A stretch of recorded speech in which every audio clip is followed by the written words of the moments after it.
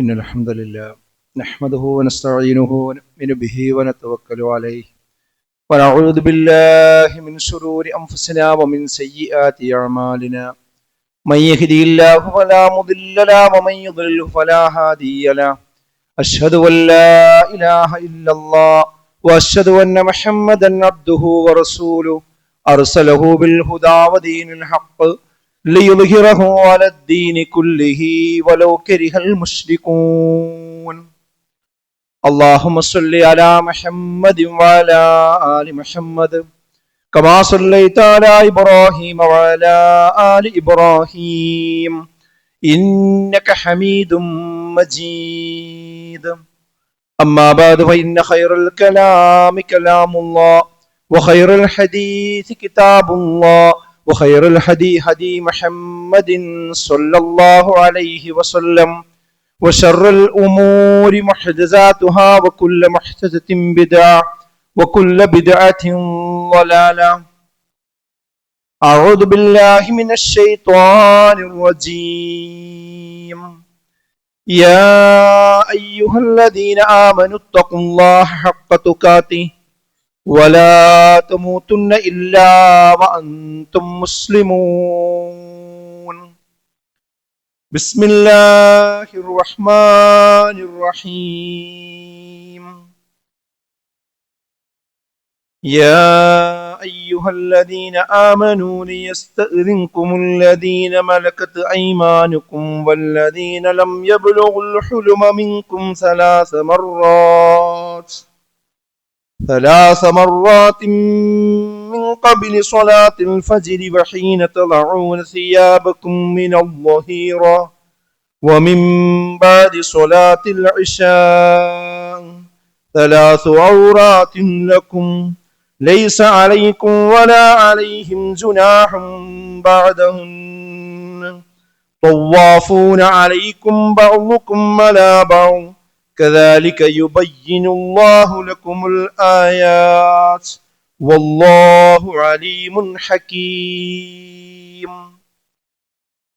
ബഹുമാന്യരായ സത്യവിശ്വാസികളെ വിശ്വാസികൾ, അള്ളാഹുവിനെ സൂക്ഷിച്ചുകൊണ്ട് അവന്റെ വിധിവിലക്കുകൾ ജീവിതത്തിന്റെ എല്ലാ മേഖലയിലും എല്ലാ സന്ദർഭത്തിലും പാലിച്ചുകൊണ്ട് ജീവിക്കണമെന്ന് ഏവരെയും ഓർമ്മപ്പെടുത്തുകയാണ്, വസിയത്ത് ചെയ്യുകയാണ്. നമ്മുടെ മകനോ അല്ലെങ്കിൽ മകളോ എല്ലാ ദിവസവും രാത്രി നമ്മളെല്ലാവരും ഉറങ്ങിയതിന് ശേഷം അവരും കിടന്നു എന്ന് നമ്മൾ വിചാരിക്കുന്നു.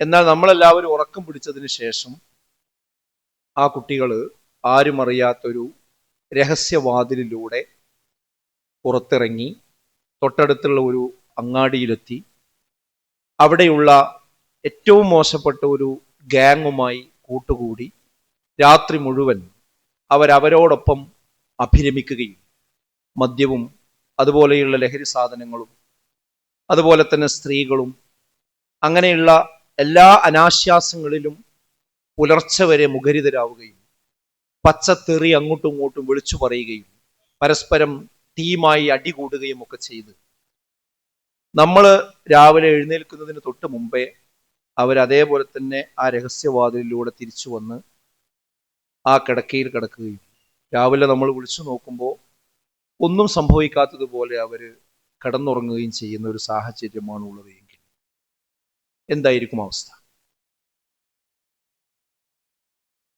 നമ്മളിതൊന്നും അറിയുന്നില്ല. എന്നാൽ രാത്രി ഇവർ പുറത്തു പോയിട്ടുണ്ട്. പുറത്തു പോയിട്ട് അവർ പുലർച്ചെ വരിക. ഇതൊരു ദിവസമല്ല, എല്ലാ ദിവസവും അങ്ങനെയാണെങ്കിലോ?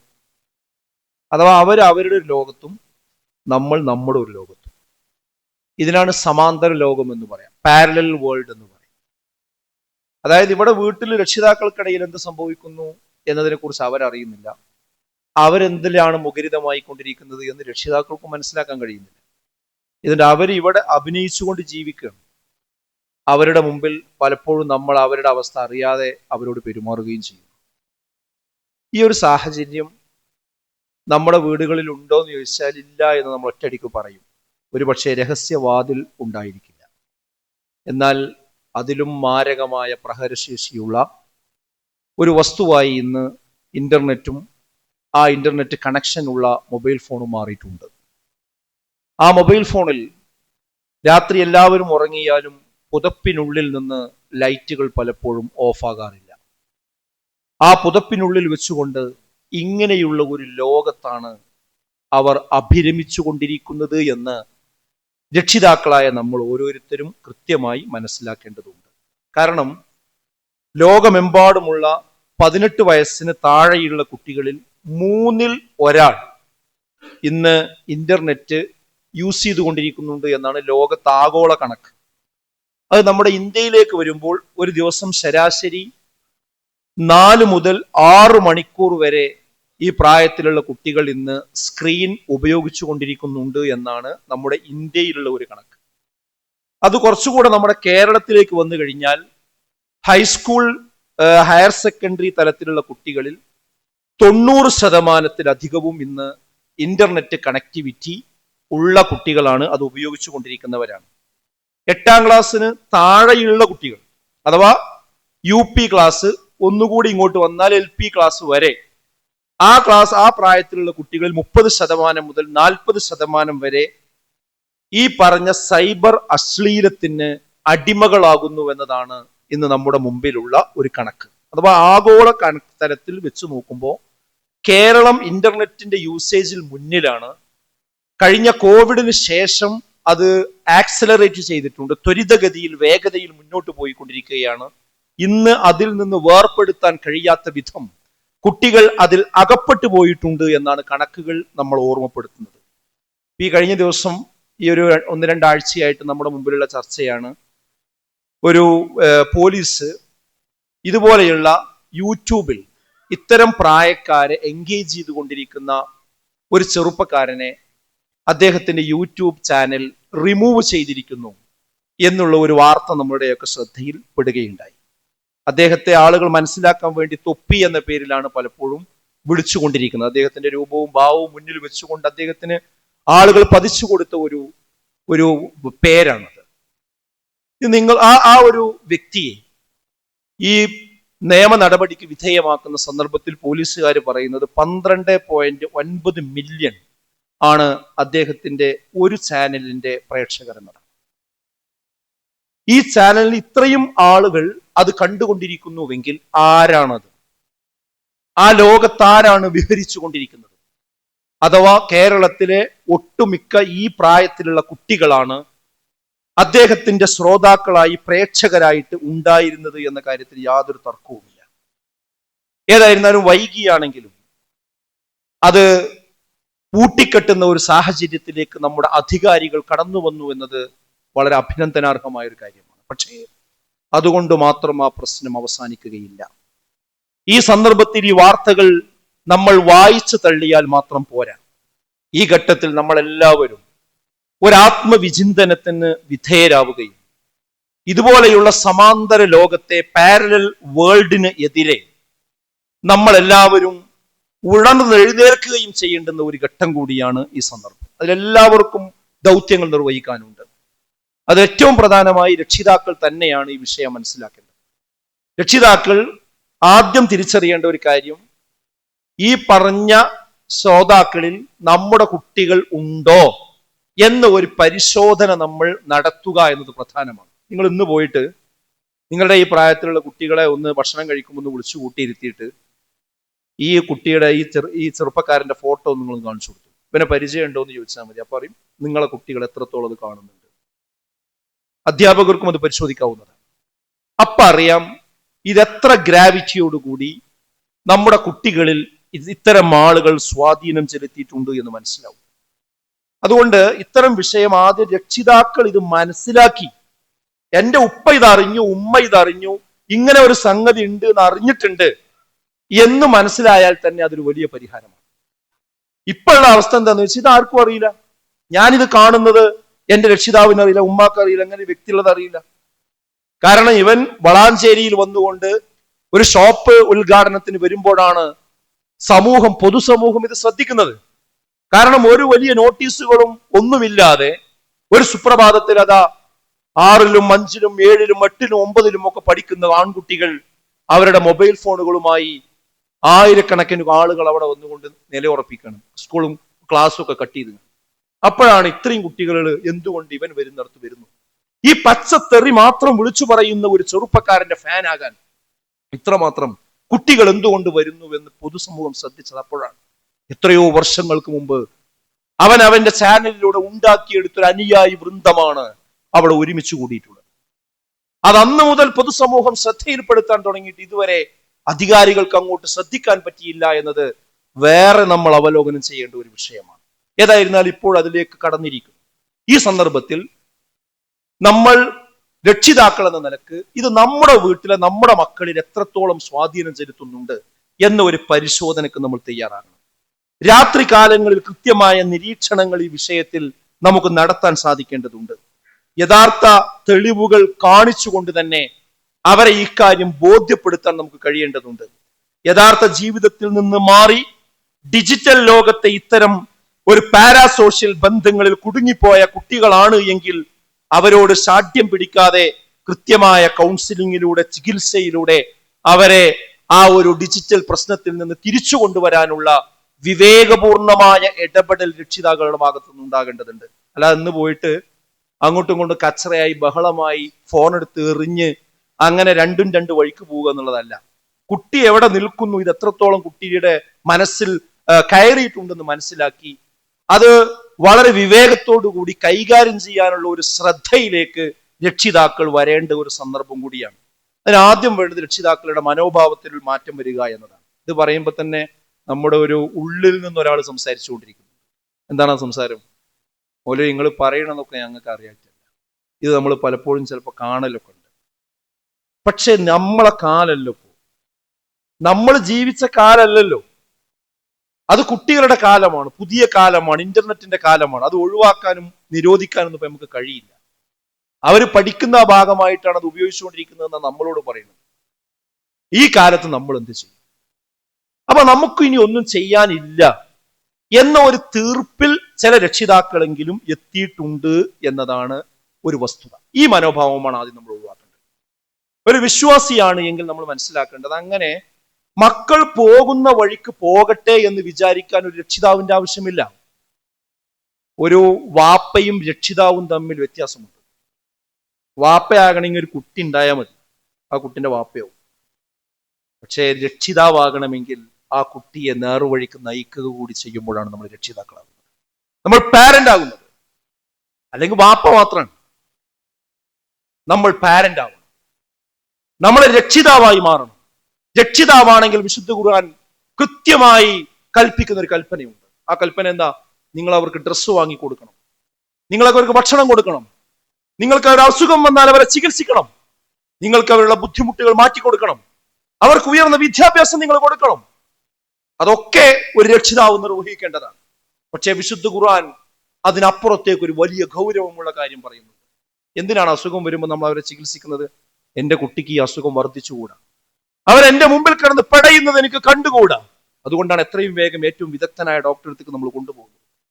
അവനൊരു നേരം പോലും വിശക്കാൻ കഴിയില്ല, അവന്റെ വിശപ്പ് എനിക്ക് സഹിക്കാൻ കഴിയില്ല.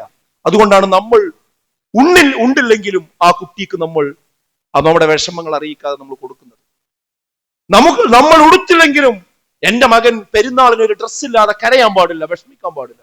അതുകൊണ്ടാണ് പിതാക്കന്മാർ, വാപ്പമാര് അവരുടെ പ്രയാസങ്ങൾ കടിച്ചമർത്തി കുട്ടികൾക്ക് ഡ്രസ്സ് എടുത്തു കൊടുക്കും. കുട്ടി കരയരുത്, കുട്ടി വിഷമിക്കരുത്, അവൻ പ്രയാസപ്പെടരുത്. ചില രക്ഷിതാക്കൾ പറയും, ഞാനൊക്കെ ചെറുപ്പത്തിൽ ഒരുപാട് അടങ്ങാറായതാണ്, അധ്വാനിച്ചതാണ്, ബുദ്ധിമുട്ടിയതാണ്, എന്റെ മകൻ അത് വിഷമം വരാൻ പാടില്ല. ഞാൻ പട്ടിണി കിടന്നിട്ടാണെങ്കിലും എന്റെ കുട്ടികൾക്ക് വിഷമം വരാൻ പാടില്ല. ഈ തീരുമാനമെടുത്ത രക്ഷിതാക്കളുണ്ട്. പക്ഷേ ഞാൻ പറയുന്നത്, അത് ദുനിയാവിൽ മതിയോ? ദുനിയാവിൽ മതിയോ? ഈ കുട്ടി മരണപ്പെട്ടു പോയ ശേഷം നാളെ പരലോകത്ത് ആ ജ്വലിക്കുന്ന നരകാഗ്നിയിലേക്കാണ് നമ്മുടെ കുടുംബവും മക്കളും പോകുന്നതെങ്കിൽ അവിടെ നമുക്ക് വേദന വേണ്ടേ? എന്താ ഖുർആൻ പറഞ്ഞത്? യാ അയ്യുഹല്ലദീന ആമനു, ഏ വിശ്വാസികളെ, ഖു അൻഫുസകും വഅഹ്ലീകും നാറ, നിങ്ങൾ നിങ്ങളുടെ നഫ്സിനെയും നിങ്ങളുടെ കുടുംബത്തിന്റെ നഫ്സിനെയും നരകാഗ്നിയിൽ നിന്ന് നിങ്ങൾ കാക്കണം. കാരണം വഖൂദുഹൻ നാസു വൽ ഹിജാറ, അവിടെ കത്തിക്കപ്പെടുന്നത് കല്ലിനെയാണ്. വഅലൈഹാ മലായികത്തുൻ ഗിലാദുൻ ശിദാദ്, അവിടെ കല്ലും മനുഷ്യരും കത്തിക്കപ്പെടുന്ന നരകത്തിന്റെ കാവൽക്കാരാരാ? ആ മലക്കുകൾ ഗിലാദും ശിദാദുമാണ്, കഠിനന്മാരാണ്. അവർ പരുക്കന്മാരാണ്. അള്ളാഹ് എന്താണ് അവരോട് പറഞ്ഞത് അത് അവർ കേൾക്കും, അതിനപ്പുറത്തേക്ക് അവർക്കൊന്നും ചെയ്യാൻ കഴിയില്ല. എത്ര കാലം കഴിഞ്ഞാലും ഒരു ദയ ഉണ്ടാവില്ല. ജയിലിലൊക്കെ ആൾക്കാർ ഇട്ട് കഴിഞ്ഞാൽ കുറച്ച് കഴിഞ്ഞാൽ ജയിൽ വാർഡന്മാരും പുള്ളികളും തമ്മിൽ എന്ത് ചെയ്യും, ഒരു അഡ്ജസ്റ്റ്മെന്റ് പറ്റും. മനുഷ്യന്മാരാണ്, ദിവസം കാണുമ്പോൾ എന്ത് ചെയ്യും, അതങ്ങനെയാണ്. പക്ഷേ നരകത്തിൽ പോകുന്ന ആളുകൾക്ക് കാവൽ നിൽക്കുന്ന മലക്കുകളുടെ സ്വഭാവം എന്താ പറയുക, ഇലാതും ശിതാതുമാണ്. ആ കഠിനന്മാരായിരിക്കും, ഒരു ദയ ഉണ്ടാവില്ല. ഈ നരകത്തിൽ നിങ്ങളെ മക്കൾ പോണത് നിങ്ങൾ ശ്രദ്ധിക്കണം എന്ന് അള്ളാഹുവിന്റെ കൽപ്പനയാണ്. ചെറുപ്പത്തിൽ ശീലിക്കേണ്ടത് ചെറുപ്പത്തിൽ തന്നെ ശീലിക്കണം. അതെന്താ? അത് ഓരോ ഘട്ടത്തിലും കുട്ടികൾക്ക് കൊടുക്കേണ്ട മാർഗനിർദ്ദേശം ഇസ്ലാം പറയുന്നുണ്ട്. മുറൂ ഔലാദക്കും ബിസ്സലാഹ് വഹും അബ്നാഉ സബ്ഇ സിനീൻ. 7 വയസ്സായാൽ നിങ്ങളുടെ കുട്ടികൾക്ക് നിങ്ങൾ നമസ്കാരം ശീലിപ്പിക്കണം. 10 വയസ്സായിട്ടൊന്ന് നമസ്കരിച്ചില്ലെങ്കിൽ അവരല്പം വേദനിക്കുന്ന രീതിയിൽ നിങ്ങൾക്ക് അടിക്കാം. എന്തിനാ അർത്ഥം? ഓരോ വയസ്സ് പറയാനുള്ള കാരണം എന്താ? ഓരോ വയസ്സിൽ കൊടുക്കേണ്ട ചില ഡോസ് നമ്മൾ പോളിയോ കുട്ടികൾക്ക് കൊടുക്കാറുണ്ട്, പോളിയോ മരുന്ന് കൊടുക്കാറുണ്ട്, തുള്ളി മരുന്ന് കൊടുക്കാറുണ്ട്, കുത്തിവെപ്പ് നടത്താറുണ്ട്. അതിന്റെ സമയം നമ്മൾ ഒരിക്കലും മറക്കാതെ ചെയ്യാറുണ്ട്. എന്തേ കാരണം? എന്റെ കുട്ടിക്ക് പോളിയോ വന്നുകൂടാ, വസൂരി വന്നുകൂടാ, കോളറ വന്നുകൂടാ, അല്ലേ? എന്നാൽ അതിലേറെ ഗുരുതരമാണെന്ത്? ഈ കുട്ടിക്ക് ശരിയായ ദൈവവിശ്വാസം നഷ്ടപ്പെട്ടു പോകുന്ന ഒരു സാഹചര്യം ഉണ്ടായിക്കൂടാ. അതിന് ചെറുപ്രായത്തിൽ അവനൊരു ഡോസ് കൊടുക്കേണ്ടതുണ്ട്, അവന് ശരിക്കുള്ള മരുന്ന് കൊടുക്കേണ്ടതുണ്ട്, അവന്റെ മനസ്സിന് അള്ളാഹിനെ പറ്റിയുള്ള ബോധം നൽകേണ്ടതുണ്ട്. അതിന് ഓരോ സമയമുണ്ട്. എന്താ റസൂലുള്ളാഹി പറഞ്ഞത്? കുല്ലു മൗലൂദിൻ യൂലദു അലൽ ഫിത്ര. എല്ലാ കുട്ടികളും ശുദ്ധ പ്രകൃതിയോടുകൂടിയാണ് ഇവിടെ ജനിക്കുന്നത്. പിന്നെ ആരാ അവരെ കേടുവരുത്തുന്നത്?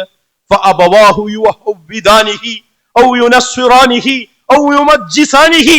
അവരെ പിന്നീട് യഹൂദിയാക്കുന്നതും നസറാണിയാക്കുന്നതും മജൂസിയാക്കുന്നതും ഒക്കെ അവരുടെ മാതാപിതാക്കളാകുന്നുവെന്നാണ്. ശുദ്ധ പ്രകൃതിയിലാണ് എന്ത് ഓരോ കുട്ടി ഇവിടെ ജനിക്കുന്നത്.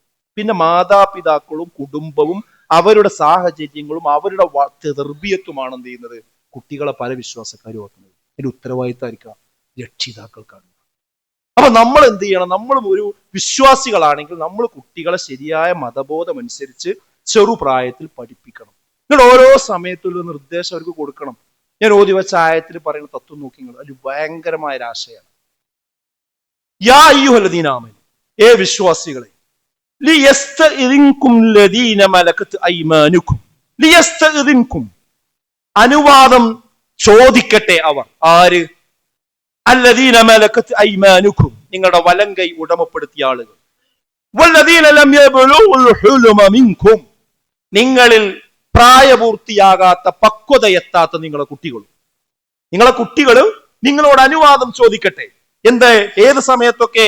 3 മറ, 3 പ്രാവശ്യം, 3 സന്ദർഭങ്ങളിൽ അവർ അനുവാദം ചോദിക്കട്ടെ. ശരിക്കും രക്ഷിതാക്കൾ നോട്ട് ചെയ്ത് വെക്കേണ്ട 3 സന്ദർഭമാണ്. ഒന്ന്, മിൻ ഖബിലി സ്വലാത്തിൽ ഫജ്ർ. ഒന്ന്, നിങ്ങൾ സുബൈക്ക് എഴുന്നേൽക്കുന്നതിന് തൊട്ട് മുമ്പുള്ള സമയം. ആ സമയത്തുള്ള പ്രത്യേകത എന്താ? ആ സമയത്ത് ഒരു ഉറക്കത്തിന്റെ അവസാന സന്ദർഭമായതുകൊണ്ട് നമ്മുടെ ശരീരത്തിൽ വേണ്ടത്ര ഡ്രസ്സ് ഉണ്ടായിക്കൊള്ളുന്നില്ല. ആ ബെഡ്റൂമിലേക്ക് ഒരു കുട്ടി വരാൻ പാടില്ല. ആ സമയത്ത് അത് കുട്ടി കാണാൻ പാടില്ല. അതാണ് ഒന്ന് കാര്യം. രണ്ടാമത്തെ സമയതാ, നിങ്ങൾ നിങ്ങളുടെ ഡ്രസ്സൊക്കെ അല്പം അയച്ചിട്ട് ഉച്ചക്ക് ആ ചൂടുള്ള സമയത്ത് നിങ്ങളൊന്ന് മയങ്ങാൻ കിടക്കുമല്ലോ, ബെഡ്റൂമിൽ മയങ്ങാൻ കിടക്കുന്ന സമയം. ആ സമയത്തും കുട്ടികൾ റൂമിലേക്ക് അനുവാദമില്ലാതെ പ്രവേശിക്കാൻ പാടില്ല. മൂന്നാമത്തതോ, വമിൻ ബഅദി സ്വലാത്തിൽ ഇശാ, ഇശാ നമസ്കാരത്തിന് ശേഷം നിങ്ങൾ കിടക്കാൻ പോകുന്ന സമയവും. ഈ 3 സന്ദർഭങ്ങൾ സലാസു ഔറാത്തിൻ ലക്കും, 3 ഗോപ്യ സമയങ്ങളാകുന്നു, സ്വകാര്യ സമയങ്ങളാകുന്നു. ഈ സമയത്ത് റൂമിലേക്ക് കുട്ടികൾ വരണമെങ്കിൽ അനുവാദം ചോദിച്ചിട്ടേ കയറാൻ പാടുള്ളൂ എന്ന് നിങ്ങൾ കുട്ടികളെ പഠിപ്പിക്കണം. അതെന്താണെന്നറിയോ? ഈ പ്രായത്തിലുള്ള കുട്ടികൾ കാണാൻ പാടില്ലാത്ത ചില സംഗതികളുണ്ട്, അറിയാൻ പാടില്ലാത്ത ചില കാര്യങ്ങളുണ്ട്. അത് ആ സമയത്ത് അവർ കാണാൻ പാടില്ല. അതിന് ടൈം ആവുമ്പോഴാണ് ആ കാര്യങ്ങളൊക്കെ അവർക്ക് മനസ്സിലാക്കി കൊടുക്കുന്നത്. അതല്ലെങ്കിൽ തെറ്റായൊരവസ്ഥയിലേക്ക് പോകും. ഇന്ന് നേരത്തെ പറഞ്ഞ ഈ സമാന്തര ലോകത്ത് നടക്കുന്ന പരിപാടി എന്താ? ഈ പറഞ്ഞ അതിരുകളൊക്കെ ഭേദിച്ചുകൊണ്ട് കാണാൻ പാടില്ലാത്തതൊക്കെ കാണുകയാണ്, കേൾക്കാൻ പാടില്ലാത്തതൊക്കെ കേൾക്കുകയാണ്, പറയാൻ പാടില്ലാത്തതൊക്കെ പറയാണ്, വേറെ ലോകത്ത് അഭിരമിക്കുകയാണ്. ഈ നേരത്തെ പറഞ്ഞ ഈ യൂട്യൂബിൽ സ്ട്രീമിംഗ് ചെയ്യുന്ന വ്യക്തികള് അവർക്ക് ഏറ്റവും വലിയ ശത്രു അവരുടെ രക്ഷിതാക്കളാണ്, അവരുടെ വാപ്പയാണ്, അവരുടെ ഉമ്മയാണ്, അവരുടെ കുടുംബമാണ്, അവരുടെ മതമാണ്, അവർക്ക് സമൂഹത്തോടാണ് കലിപ്പ്. സ്വാഭാവികമായും ഇവരുടെ മുമ്പിൽ മണിക്കൂറുകൾ ചെലവഴിക്കുന്ന നമ്മുടെ മക്കളുടെ പളുങ്കുപത്രങ്ങളെ പോലെയുള്ള ആ ഹൃദയങ്ങളിലേക്ക്, ആ മനസ്സുകളിലേക്ക് ചൊരിയുന്ന വിഷത്തിന്റെ അംശം എത്രയാണ്? ഗാലൻ കണക്കിന് വിഷമാണ് നമ്മുടെ കുട്ടികളുടെ ഹൃദയങ്ങളിലേക്ക് അടിച്ചു വീശിക്കൊണ്ടിരിക്കുന്നത്. ആ കുട്ടികൾ എങ്ങനെ വാപ്പാനനുസരിക്കും? എങ്ങനെ ഉമ്മാനനുസരിക്കും? എങ്ങനെ അവർ നേരെ മര്യാദക്ക് പെരുമാറും? അവർ രക്ഷിതാക്കളുടെ മുഖത്ത് ചൂണ്ടി സംസാരിക്കാൻ അവർക്ക് പ്രശ്നം ഉണ്ടാവില്ല. അധ്യാപകരെ കൈകാര്യം ചെയ്യാൻ അവർക്ക് പ്രശ്നം ഉണ്ടാവില്ല. പ്രിൻസിപ്പലുടെ റൂമിൽ വന്ന് നിന്നെ ഞാൻ കൊല്ലുമെന്ന് പറയാൻ അവർക്കൊരു കുഴപ്പമുണ്ടാവില്ല. ഇതൊന്നും വെറുതെ സംഭവിക്കണമല്ല. ഈ ജാതി ആളുകളുടെ പ്രേക്ഷകരായിട്ടാണ് കുട്ടികൾ മാറിക്കൊണ്ടിരിക്കുന്നത്. ഇത് നമുക്ക് എത്രത്തോളം അറിയും? അതുകൊണ്ട് രക്ഷിതാക്കളെ നമ്മൾ വളരെ ഗൗരവപൂർവ്വം വിഷയം എടുക്കണം. ഇന്ന മിൻ അസ്വാജിക്കും വൗലാദിക്കും അദുവ്വൻ ലക്കും, നിശ്ചയമായി നിങ്ങളുടെ ഭാര്യമാരിലും മക്കളിലും നിങ്ങൾക്ക് ശത്രുക്കളുണ്ട് എന്നാണ്. ഫഹദറൂഹും, അതുകൊണ്ട് നിങ്ങൾ നല്ലോണം സൂക്ഷിച്ചുകൊണ്ട് എന്നാണ്. ഇത് ശത്രുവാകാൻ വളരെ എളുപ്പമാണ്. ഇബ്നു അബ്ബാസ് റളിയല്ലാഹു അൻഹുവിന് കുട്ടിയായിരിക്കെ പ്രവാചകൻ കൊടുത്തൊരു ഉപദേശമുണ്ട്. യാ ഗുലാം, പൊന്നുമോനെ, ഇന്നി ഉഅല്ലിമുക കലിമാത്ത്, ഞാൻ ഏതാനും വാചകങ്ങൾ നിനക്ക് പഠിപ്പിച്ചു തരാം. ഇഹ്ഫദില്ലാഹ യഹ്ഫദുക, നീ അല്ലാഹനെ സൂക്ഷിച്ചാൽ അല്ലാഹ് നിന്നെയും സൂക്ഷിക്കും. ഇഹ്ഫദില്ലാഹ തജ്ദുഹു തുജാഹക, നീ അല്ലാഹുവിനെ സൂക്ഷിച്ചാൽ അവനെ നിന്റെ മുമ്പിൽ കണ്ടെത്താൻ നിനക്ക് കഴിയും. ഇദാ സഅൽത ഫസ്അലില്ലാഹ്, നീ എന്തെങ്കിലും ചോദിക്കുകയാണെങ്കിൽ അള്ളാഹിനോട് ചോദിക്കുക. വഇദൻ സ്തഅൻത ഫസ്തഇൻ ബില്ലാഹ്, നീ സഹായം ചോദിക്കുന്നത് അള്ളാഹുവിനോട് ചോദിക്കുക. അടിസ്ഥാന വിശ്വാസമാണ് ശരിക്ക് കുട്ടിക്ക് പഠിപ്പിച്ചു കൊടുക്കുന്നത്. ഈ വിശ്വാസം നമ്മുടെ മക്കൾക്ക് നമ്മൾ പഠിപ്പിച്ചു കൊടുക്കണം. ഞാൻ പറയണത് എന്താ അറിയോ, നമ്മളെ മദ്രസ നമ്മൾ കോംപ്രമൈസ് ചെയ്യരുത്. എന്ത് തിരക്കുണ്ടെങ്കിലും മദ്രസ വിദ്യാഭ്യാസം പ്രായത്തിൽ കൊടുക്കേണ്ടത് നമ്മൾ കൊടുക്കണം. അത് കഴിഞ്ഞാൽ കണ്ടിന്യൂയിങ് റിലീജിയസ് എഡ്യൂക്കേഷൻ, അതെന്താ, 8ാം ക്ലാസ്സിൽ മുതലുള്ള കുട്ടികൾക്ക് ഡിഗ്രി വരെയുള്ള പ്രായത്തിലുള്ള കുട്ടികൾക്കുള്ള ക്ലാസ്സാണത്. നമ്മൾ നടത്തുന്ന ക്ലാസ്സാണ്. അഥവാ തുടർ മതപഠന പദ്ധതി. ആ പ്രായത്തിലുള്ള കുട്ടികൾ, അതാണ് CRE എന്നുള്ള പേരിൽ നടത്തിക്കൊണ്ടിരിക്കുന്നത്. ആ പ്രായത്തിലുള്ള കുട്ടികൾ അങ്ങനെയുള്ള ക്ലാസ്സുകളിൽ പങ്കെടുപ്പിക്കണം. അത് കഴിഞ്ഞ കുറച്ചുകൂടി മുതിർന്ന ആളുകൾക്കുള്ളതാണ് നമ്മൾ ഖുർആൻ ഹദീസ് ലേണിംഗ് സ്കൂളുകൾ, QHLS എന്ന് പറയുന്നത്. അത് ആഴ്ചയിൽ നമ്മൾ നാടുകളിലൊക്കെ നടക്കുന്നുണ്ട്. നമ്മൾ ദാറുൽ ഖുർആനിൽ 100 കണക്കിന് സ്ത്രീകളും പുരുഷന്മാരും പങ്കെടുത്ത് നടക്കുന്നുണ്ട്. നമ്മൾ എത്ര ആളുകൾ വരാറുണ്ട്, കുടുംബസമേതം പങ്കെടുക്കാറുണ്ട്, ചിന്തിക്കണം. ഇതുപോലെ ഈ പ്രൊഫഷണൽ വിദ്യാർത്ഥികൾക്ക്, അറബിക് കോളേജ് വിദ്യാർത്ഥികൾക്ക്, ഹൈസ്കൂൾ വിദ്യാർത്ഥികൾക്കൊക്കെ പ്രത്യേകം അവരെ അഡ്രസ്സ് ചെയ്തുകൊണ്ട് പ്രത്യേകം പ്രോഗ്രാം ഉണ്ട്. പക്ഷെ നമ്മളെ മക്കൾ അവിടെ എത്താറുണ്ടോ? നമ്മളെ കുട്ടികൾ അവൻ പഠിക്കുകയാണ്, അവൻ ട്യൂഷന് പോവുകയാണ്, അവൻ ഇതൊന്നും വേണ്ട. അപ്പൊ എന്താ സംഭവിക്കണമെന്ന് ചോദിച്ചാൽ അതിന് പോകും, ഈ സമാന്തര ലോകത്ത് വിഹരിക്കും. അവസാനം പഠനം കഴിഞ്ഞ് വരുമ്പോൾ വാപ്പിയും വേണ്ടിയില്ല, അമ്മയും വേണ്ടിയില്ല, നാടും വേണ്ടിയില്ല. അതുകൊണ്ട് നല്ലോണം കരുതണം. ഈ പ്രായത്തിൽ തന്നെ കുട്ടികൾക്ക് എന്ത് ചെയ്യണം, കൊടുക്കാനുള്ള കാര്യങ്ങൾ നമ്മൾ കൊടുക്കണം. അങ്ങനെയുള്ള യഥാർത്ഥ മുത്തക്കികളിൽ, മുഅ്മിനുകളിൽ അള്ളാഹു നമ്മേവരെയും ഉൾപ്പെടുത്തി അനുഗ്രഹിക്കുമാറാണ്. അൽഹംദുലില്ലാഹ് വസ്സലാത്തു വസ്സലാമു അലാ റസൂലില്ലാഹ് വഅലാ ആലിഹി വസഹ്ബിഹി അജ്മഈൻ. അമ്മാ ബഅദ്. ബഹുമാനരായ സത്യവിശ്വാസികളെ, വിശ്വാസികൾ, അള്ളാഹുവിനെ സൂക്ഷിച്ച് ജീവിക്കണമെന്നൊരിക്കൽ കൂടി ഓർമ്മപ്പെടുത്തുകയാണ്, വസിയത്ത് ചെയ്യുകയാണ്. ഈ ഒരു സന്ദർഭത്തിൽ രക്ഷിതാക്കൾ മാത്രമല്ല, അധ്യാപകരും വിദ്യാഭ്യാസ സ്ഥാപനങ്ങളും ചില കാര്യങ്ങൾ കരുതിയിരിക്കേണ്ടതുണ്ട്. ഇത് ഏറ്റവും പ്രധാനപ്പെട്ടത്, ഇങ്ങനെയുള്ള ഒരു സമാന്തര ലോകമുണ്ട് എന്ന ഒരു ബോധം അധ്യാപകർക്ക് ഉണ്ടാവുക എന്നതാണ്. അതറിഞ്ഞുകൊണ്ട് കുട്ടികളോട് ഇടപെടാൻ കഴിയുക എന്നതാണ്. മറ്റൊന്ന്, ഒരു ഡിജിറ്റൽ സാക്ഷരത ശരിയായ രീതിയിൽ കുട്ടികൾക്ക് നൽകേണ്ടതുണ്ട്. മാത്രവുമല്ല, ക്ലാസ് റൂമിലെ കുട്ടികൾ ഉപയോഗിക്കുന്ന ഭാഷ എന്താണ് എന്ന് കൃത്യമായി നിരീക്ഷിക്കണം. ആ ഭാഷയിൽ നിന്ന് തന്നെ അവരെവിടെ എത്തി എന്ന് നമുക്ക് കൃത്യമായി മനസ്സിലാക്കാൻ പറ്റും. എന്നിട്ട് രക്ഷിതാക്കളോട് നിരന്തരമായി നമ്മൾ ബന്ധപ്പെട്ടുകൊണ്ടിരിക്കണം. ഇപ്പോ കഴിഞ്ഞ ദിവസം ചെന്നൈയിൽ നിന്നും അതുപോലെ തന്നെ പാലക്കാട് നിന്നും ഒക്കെ വളരെ കിലോമീറ്ററുകൾ യാത്ര ചെയ്ത് കണ്ട് സ്കൂളിന്റെ പരിസരത്തേക്ക് ഗിഫ്റ്റുമായി ആൾക്കാർ വരിക, ചെറുപ്പക്കാർ വരിക, ഗിഫ്റ്റുമായിട്ട് വരിക. എങ്ങനെ, ഓൺലൈനിൽ ഇൻസ്റ്റാഗ്രാമിലും ഒക്കെ പരിചയപ്പെട്ട് ഈ ഹൈസ്കൂളിലൊക്കെ പഠിക്കുന്ന പെൺകുട്ടികളെ തെരഞ്ഞ് ചെന്നൈയിൽ നിന്ന് വരിക, തിരുവനന്തപുരത്ത് നിന്ന് വരിക, പാലക്കാട്ട് നിന്ന് വരിക, എന്നിട്ട് നാട്ടിൽ വന്ന് അത് ഗിഫ്റ്റ് കൊടുത്തു പോകും. പരിപാടിയാണ്, പുതിയ പരിപാടിയുണ്ട്. അപ്പോൾ ആ കുട്ടികളെ ബന്ധങ്ങൾ നിങ്ങളൊന്ന് ആലോചിച്ച് നോക്കും. ഇതൊക്കെ അധ്യാപകർക്ക് ഇങ്ങനെ ഒരു ലോകമുണ്ട് എന്ന് പറയുമ്പോൾ ഇതൊക്കെ മനസ്സിലാക്കിയെടുക്കാൻ കഴിയും. കാരണം അത്രമേൽ കളവ് പറഞ്ഞുകൊണ്ട് കുട്ടികൾ വിദ്യാഭ്യാസ സ്ഥാപനങ്ങളിൽ നിന്ന് ഇറങ്ങി പോകുന്നു, പറ്റിച്ചുകൊണ്ട് കടന്നു പോകുന്നു. അതുകൊണ്ടാണ് ഈ സമാന്തര ലോകത്തെ പറ്റി അധ്യാപകർ ബോധവാന്മാരാകുന്നത്. അതേപോലെ തന്നെ ഭരണകൂടത്തിന് ഇത് ചെയ്യാനുണ്ട്. ഇതിന്റെ ഉള്ളടക്കമുള്ള പാറ്റേണുകൾ മുൻകൂട്ടി വിശകലനം ചെയ്യാനുള്ള സംവിധാനം ഉണ്ടാകണം. പ്രശ്നം സംഭവിക്കേണ്ടതൊക്കെ സംഭവിച്ച് 8-10 കൊല്ലം കാണേണ്ടവരൊക്കെ കണ്ട് അവരെത്രയോ വർഷം പ്രായമായി സംഭവിച്ചിട്ടല്ല അതിന്റെ പിന്നാലെ വരേണ്ടത്. അതിന് മുമ്പ് തന്നെ നിരീക്ഷിക്കാനുള്ള സംവിധാനം വേണം. മീഡിയ വ്ളോഗിങ്ങിനും അതുപോലെ തന്നെ സ്ട്രീമിങ്ങിനും ഒക്കെ UAE പോലുള്ള രാജ്യങ്ങൾ വരുത്തിയ ലൈസൻസിങ് സമ്പ്രദായം നമ്മുടെ നാടുകളിലേക്ക് കൊണ്ടുവരേണ്ടതുണ്ട്. അതേപോലെ തന്നെ അൽഗോരിതം കമ്പനികൾക്ക് മേൽ കൃത്യമായ നിയന്ത്രണങ്ങൾ ഏർപ്പെടുത്തേണ്ടതുണ്ട്. കുട്ടികളുടെ വിഷയത്തിൽ ഇതുപോലെയുള്ള കണ്ടന്റുകൾ കൊണ്ടുവന്നാൽ കനത്ത പിഴ ഈടാക്കുന്ന അവസ്ഥയിലേക്ക് അധികാരികൾക്ക് വരാൻ സാധിക്കേണ്ടതുണ്ട്. നടപടികളിൽ ഒരിക്കലും താമസമില്ലാതെ വേഗത്തിൽ ഇത്തരം വിഷയത്തിൽ ഇടപെടുന്ന സാഹചര്യങ്ങൾ ഉണ്ടാകണം. ഒരു യൂട്യൂബ് ചാനൽ കൂട്ടിയ അതേ ആൾക്കാർക്ക് തന്നെ വേറൊരു ഐഡിയ വന്നുകൊണ്ട് വേറൊന്നും തുടങ്ങാൻ പറ്റും. പക്ഷെ അത് ഒരു പ്രശ്നത്തിൽപ്പെട്ട ആൾക്ക് പിന്നെ തുടങ്ങാൻ പറ്റരുത്. ഈ രീതിയിലേക്കുള്ള കൃത്യമായ പഴുതടച്ച രീതിയിലേക്ക് വരേണ്ടതുണ്ട്. മാധ്യമങ്ങളും തന്നെ ഇത്തരം വിഷയങ്ങൾ വൈറ്റ് വാഷ് ചെയ്യുന്ന പരിപാടി ഒഴിവാക്കണം. ഈ മാധ്യമങ്ങളാണ് എന്താ, അത് അവരുടെ സ്വാതന്ത്ര്യമല്ലേ, അത് അവന്റെ ഇഷ്ടമല്ലേ, അയാൾ ചെയ്തോട്ടെ, നിങ്ങൾക്ക് വേണമെങ്കിൽ കാണാതിരുന്നാൽ പോരെ. ഇത് കോട്ടിട്ട മനുഷ്യന്മാർ വന്നുകൊണ്ട് രാത്രി ഇതിനു വേണ്ടി ന്യായീകരിച്ചുകൊണ്ടിരിക്കുക. അവരും തന്നെ ഇതൊന്ന് അവസാനിപ്പിക്കേണ്ടതുണ്ട്. റേറ്റിംഗിന് വേണ്ടി ഇത്തരം വിഷയങ്ങൾ ഉപയോഗിക്കുന്ന രീതിയിൽ നിന്ന് ചാനലുകൾ പുറകോട്ട് പോകേണ്ടതുണ്ട്. ഇതിന്റെ അപകടം തുറന്നു കാട്ടാൻ പത്രങ്ങളും മീഡിയകളും ചാനലുകളും മുന്നിൽ വരികയാണ് വേണ്ടത്. അല്ലാതെ ഇത് വിറ്റ് കാശാക്കുന്ന രീതി അല്ല ഒരിക്കലും അവർ വേണ്ടത്. അതുപോലെ തന്നെ പൊതുസമൂഹം ധാർമ്മികതയ്ക്ക് വേണ്ടിയാണ് നിലകൊള്ളേണ്ടത്. കച്ചവട താല്പര്യത്തിന് ധാർമ്മികതയെ കുരുതി കൊടുക്കുന്ന ഒരു സാഹചര്യം ഒരു കാരണവശാലും ഉണ്ടാകരുത്. ഈ ചെറുപ്പക്കാരനെ ഇവിടെ വലിയ രീതിയിൽ സെലിബ്രേറ്റ് ആയി കൊണ്ടുവന്നത് ഷോപ്പ് ഉദ്ഘാടനം ചെയ്യാൻ വേണ്ടി. എന്താണ് ഇതിന്റെ മനഃശാസ്ത്രം? ഇവനെ കൊണ്ടുവന്നാൽ അതുപോലുള്ള കുട്ടികൾ ശ്രദ്ധിക്കും, കച്ചവടം കിട്ടും എന്നുള്ളതല്ലേ. അതുകൊണ്ടാണ് ഈ ആൾക്കാരൊക്കെ കൊണ്ടുവന്ന് കണ്ടുന്നൊരു വലിയ സംഭവമൊക്കെ അവതരിപ്പിക്കുന്നത്. ഞാൻ കച്ചവടക്കാരോടാ പറയുന്നത്, ഈമാനുള്ള കച്ചവടക്കാരോടാ. നമ്മുടെ ആഭ്യന്തരമന്ത്രി എടുത്തു പറയുണ്ടായി, ഞാൻ ആദ്യം ഒരു അച്ഛനാണ്, രണ്ടാമതാണ് ഞാൻ ആഭ്യന്തരമന്ത്രി. അത് വലിയൊരു വാക്കാണ്. നമുക്ക് കാശ് എന്തിനാ? നമുക്ക് എന്തിനാ വരുമാനം? നമ്മൾ കാശ് ഉണ്ടാക്കുന്നത് എന്തിനാ? വൈകുന്നേരം ബാങ്ക് ബാലൻസ് നോക്കി വീട്ടിൽ പോകണത് എന്തിനാ? ഇതേ പ്രായത്തിലുള്ള കുട്ടികളെ നമുക്കില്ല വീട്ടിൽ, അവർക്ക് തിന്നാൻ കൊടുക്കാനല്ലേ, അവരെ സുരക്ഷയ്ക്ക് വേണ്ടിയല്ലേ.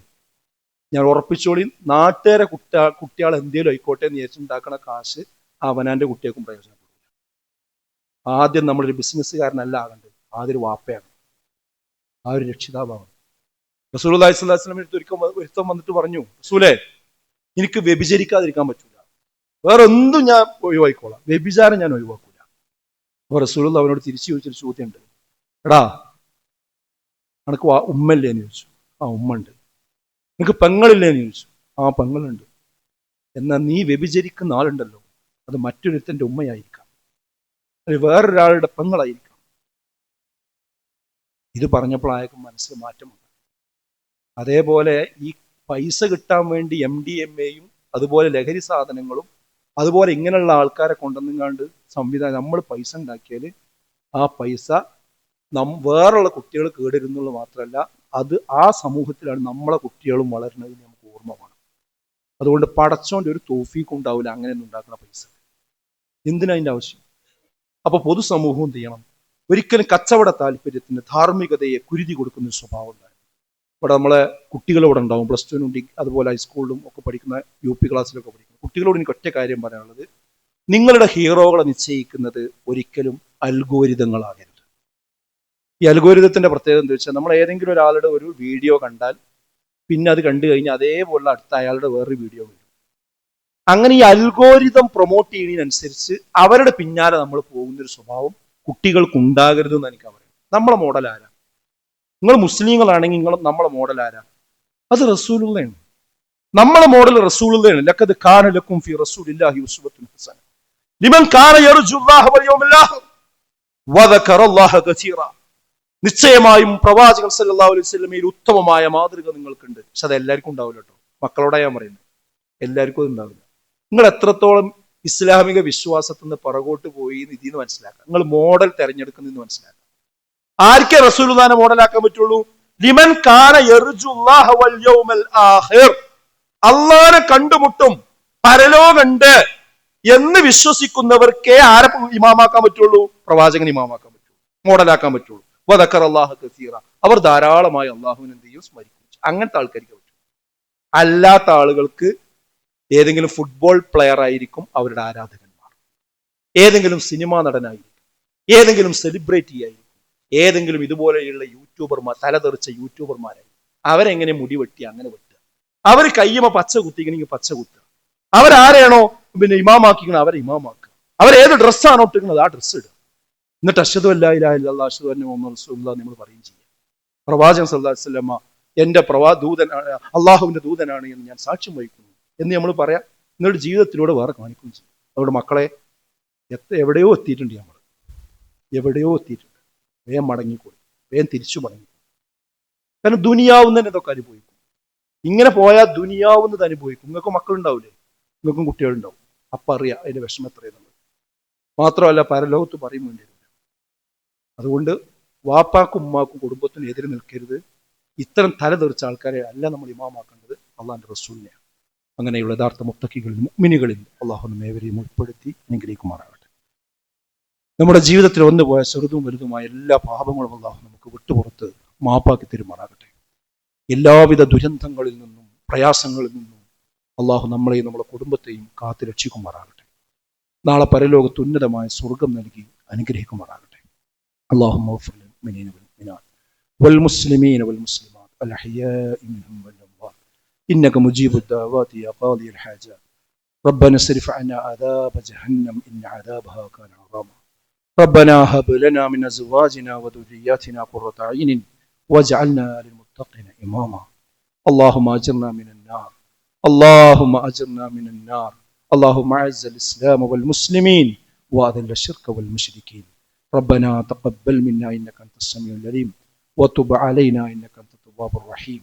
ربنا آتنا في الدنيا حسنة وفي الآخرة حسنة وقنا عذاب النار. آمين يا أرحم الراحمين.